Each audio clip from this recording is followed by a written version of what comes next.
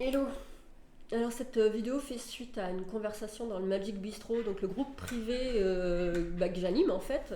Donc tu peux faire ta demande pour accéder au Magic Bistro. Simplement tu tapes Magic Bistro, tu as 3 questions auxquelles remplir et puis je t'accueille gentiment, joyeusement dans ce groupe privé. Et si cette vidéo là tu regardes et que tu es déjà dans le Magic Bistro, cette conversation fait suite à un live que j'ai donné et la connexion était tellement mauvaise que j'ai fait mon live. Et en fait, je refais la vidéo. Donc, c'est quoi l'idée? L'idée, c'est être exclu ou être élite. Je choisis d'être élu ou je choisis d'être exclu. Donc, je choisis de faire partie de l'élite ou je choisis de faire partie du petit peuple. C'était un peu l'idée de base. Qu'est-ce que je choisis? A priori, j'ai fait un choix si je me pose cette question-là. J'ai choisi de faire partie de l'élite ou j'ai choisi de faire partie du petit peuple. Si je fais partie du petit peuple, j'exclus l'élite. Si je fais partie de l'élite, j'exclus le petit peuple. Dans le petit peuple, il peut y avoir des élus. Dans l'élite, il peut y avoir des exclus. Donc si je choisis un camp ou un autre, je rejette un camp et un autre, je rejette une partie de mon camp aussi, et je rejette une partie de moi.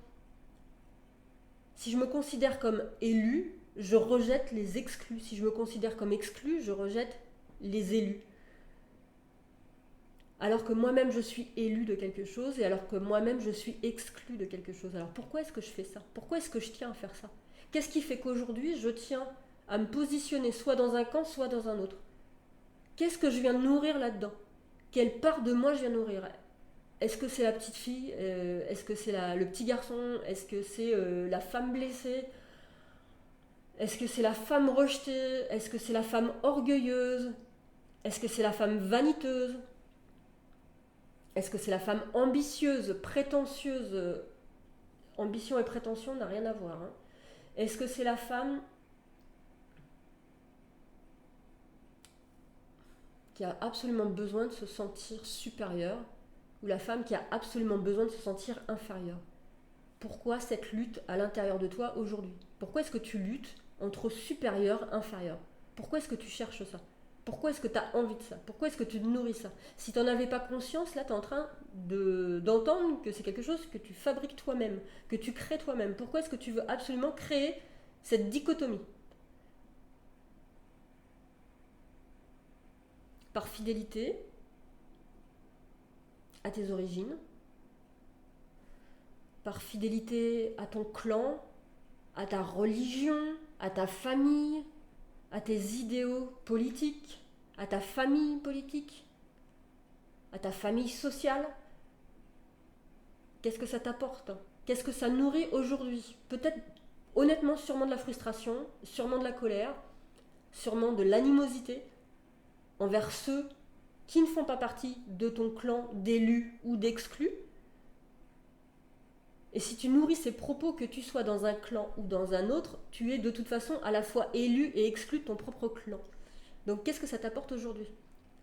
Toi, en tant que femme créatrice de ta vie, en tant que femme qui transmet, qui accompagne, qui coach, qui tente à minima chaque jour de s'élever et d'élever les autres, qu'est-ce que ça t'apporte aujourd'hui? Pourquoi tu cherches continuellement la guerre?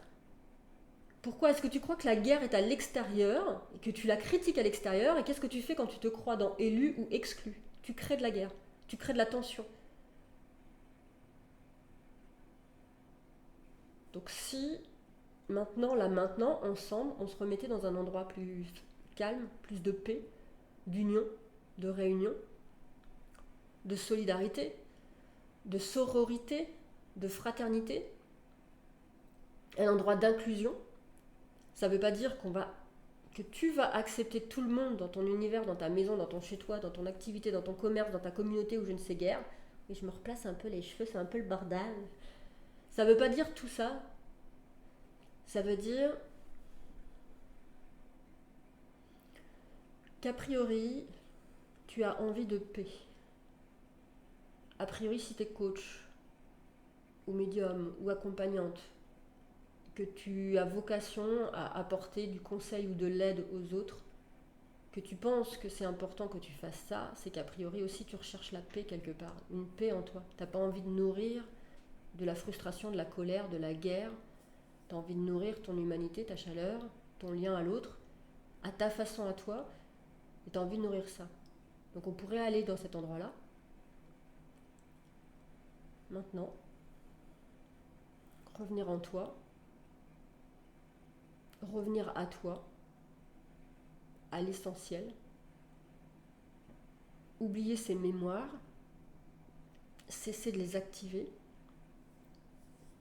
simplement les prendre entre tes mains et dire c'est bon, ça m'appartient plus, je m'en défais, je m'en débarrasse, je remets ça entre les mains de tes guides, de l'univers, de Dieu, de la source, de ta famille, de ton passé, quoi que ce soit, tu remets ça, tu prends dans tes mains et tu dis c'est plus à moi, ça m'appartient plus. C'est aussi simple que ça et aussi difficile que ça. Parce que ce simple geste, c'est renoncer à énormément de choses. C'est renoncer à une appartenance, à une identité, à une image forgée de soi.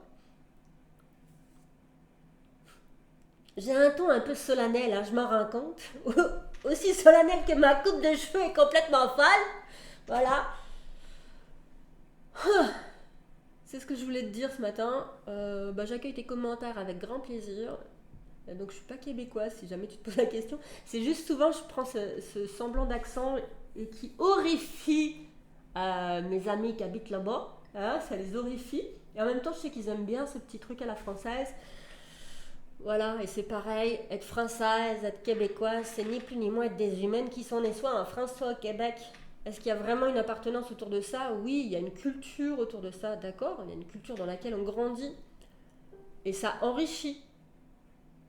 Mais ça ne veut pas dire que ça exclut les autres. On inclut. C'est de l'amour. Voilà. Mets-moi tes messages, tes commentaires.